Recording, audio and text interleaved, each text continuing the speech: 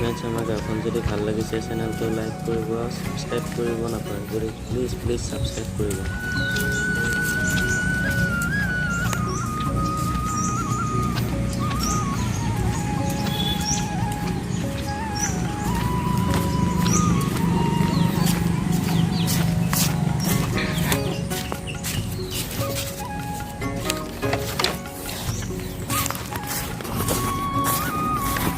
ভাগা যায় এখন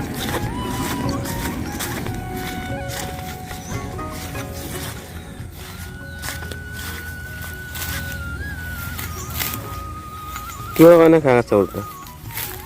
মই এই গৰুৰ কাৰণে গৰু সেইটো কথাটো কৈছে মই পানীলাও চিঙিব আহিছোঁ